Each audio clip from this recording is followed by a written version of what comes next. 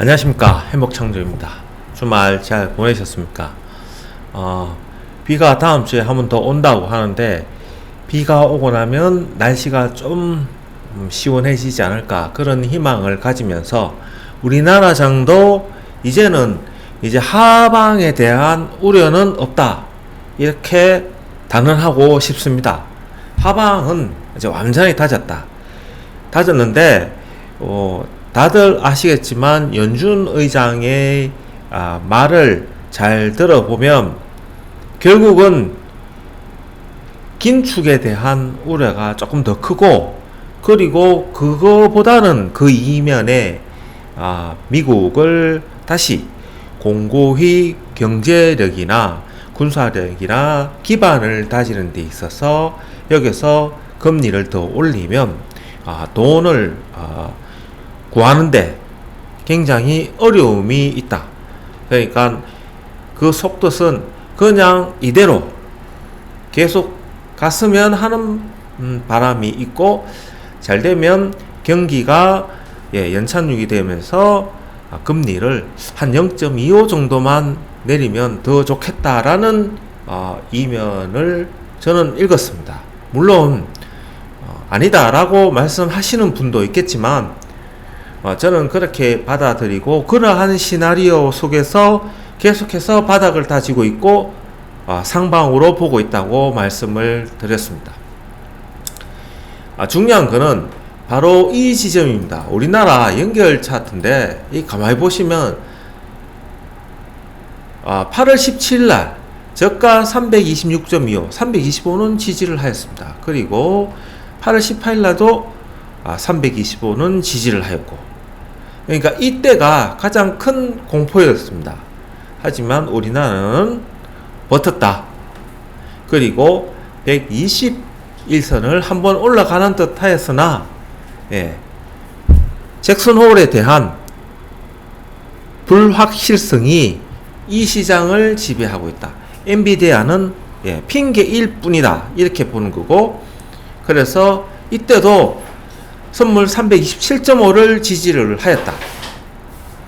제가 이때 아침에 방송을 할 때 야간장의 동일가 327 그리고 332 콜풋 동일가 나왔고, 중간값 330이라고 얘기했는데, 결국은 중간값 330우에서 마셨다는 것은 외국인들도 알고 있었다는 거죠.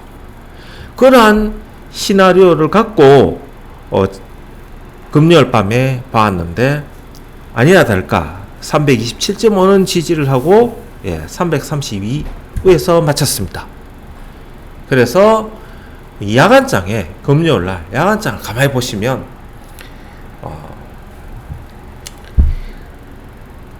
앞으로 선물 옵션 동시 만기일까지 9월 둘째 주 목요일날라고 봤을 때 3주차거든요. 그러면 6.6 기준입니다. 콜 327이 6.6에서 마쳤고, 콜 337.5, 풋 337.5가 6.5에서 마쳤습니다. 그러면 6.6 기준으로 했을 때 중간값 332.5거든요. 그러면 다시 되돌렸고, 이 장은 9월 20일 연준회의 있기까지 이 안에서 머물 확률이 상당히 높지만 9월달 11월달에 대한 데이터를 참고를 한다면 결국 선물 옵션 동시 만기일 날에 있을 CPI 발표가 중요한 변곡점이 될 수 있겠구나 라고 판단을 하는 거고, 그러면 그 판단이 만일에 나쁘게 나온다면 선물 327.5 325를 깨고 나갈 것이다. 만일에 안정적으로 기대감을 갖고 있다면 이 장은 이 안에서 머물 것이며, 선물 옵션 만기일이 무난하게 지나간다면 그때부터는 상방이 분명하다, 이렇게 예측 가능한 겁니다. 그래서 6.6을 본다면 327, 풋 337, 중간값 332고, 그러면 월요일부터 337.5를 한번 찍겠구나 라고 예측 가능한 시나리오를 쓸 수가 있는 겁니다. 또 하나 여기 보시면 11월물을 가만히 보시면 행사가 340에 미결제가 4,000계약이 딱 머물고 있습니다. 그리고 콜 350에 미결제 수량이 2,850이고 풋 330에 미결제 수량이 2,900입니다. 그러니까 비슷하게 지금 만들어 놓은 겁니다.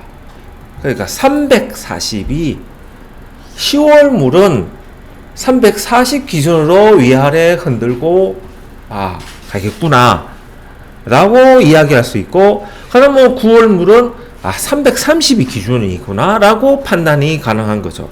이렇게 되면 연말에 10포인트씩 위로 올라가는 거고, 그렇게 기준을 본다면 370 정도까지는 가능하다. 근데 11월 물을 가만히 보시면 행사가 340에서 풋 위로는 없어요 지금.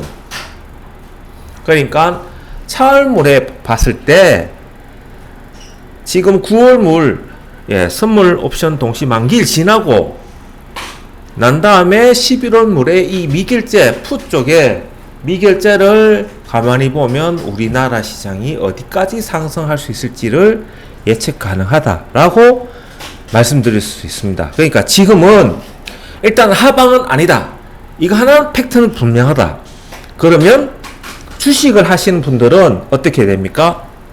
주식을 버리면 안 되고 대형주장이 오겠구나 라고 판단할 수 있는 거죠. 그러니까 지긋지긋한 주가 10월 중순 기준으로 대형주장이 날아가겠구나 라고 또 판단할 수 있는 겁니다.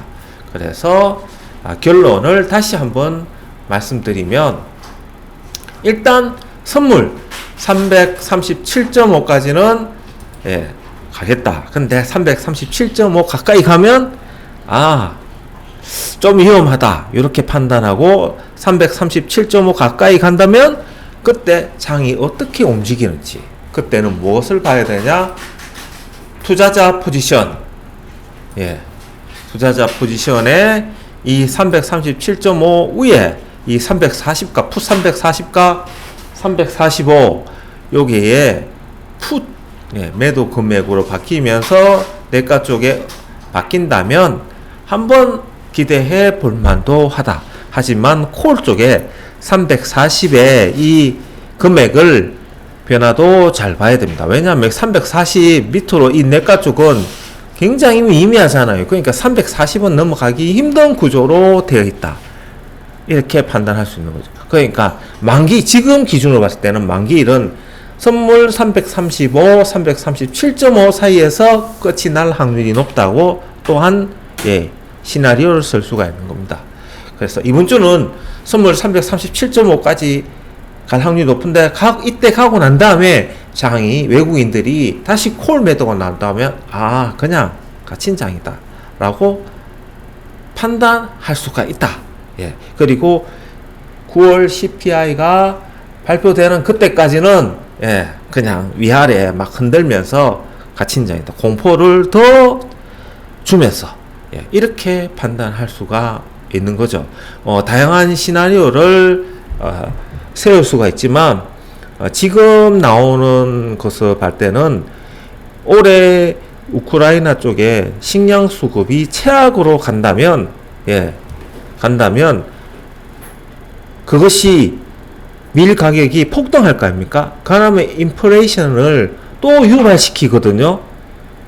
그러면 미국 입장에서는 그것이 최악의 수가 될 수가 있다고요. 그렇기 때문에 금리 인상은 없다 라고 저는 판단하는 거고, 먹고 사는 문제가 제일 중요하기 때문에 만일에 밀선물이 폭등을 한다면 알게 모르게 미채권 금리 10년물도 올라갈 거고, 그러면 장은 옆으로 행보하면서 금리를 빨리 내려야 되는 그러한 압박도 될 겁니다. 지금은 원유 이런 게 중요한 게 아닙니다. 지금은 곧 겨울이잖아요. 그죠? 우리나라 저 서울 지역에 사시는 분들 알 겁니다. 파주 이쪽에 벌써 아침 온도 20도 밑으로 떨어지잖아요. 그러면 거다가 방사능 오염수를 해양에 뿌린다. 그러면 바다에서 나오는 수산물도 못 먹거든요. 그러면 과연 이 지금 현재 미국이 금리 인하를 안 하고 여기서 옆으로 행보한다. 그것도 아니죠. 그러니까 최선의 시나리오는 우크라이나 전쟁이 종전이 되면서 금리를 그냥 유지시키고 가는 것이 가장 좋다. 예.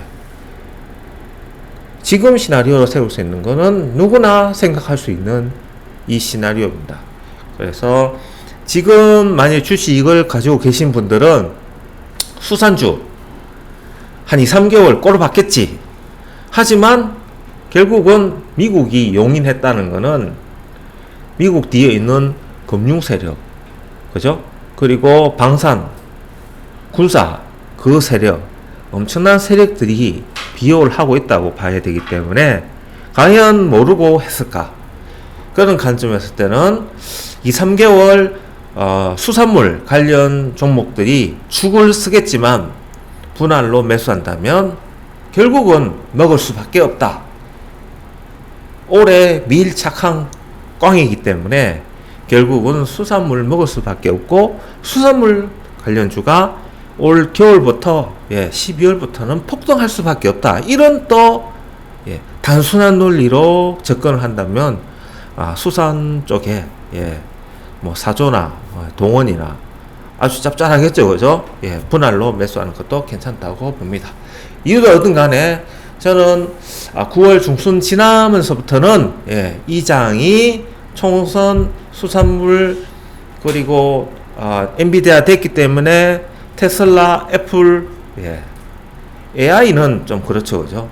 다 올라갈 거다. 특히 자동차 관련주도 우리나라 시장은 지금 외국인들이 엄청나게 기관들이 매집하고 있기 때문에 다 될 거다.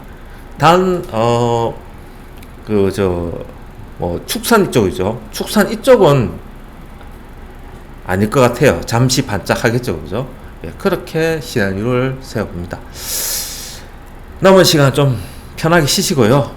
일단 337.5까지는 대응을 해보자. 이렇게 말하면서 결론을 내리겠습니다. 행복상조였습니다.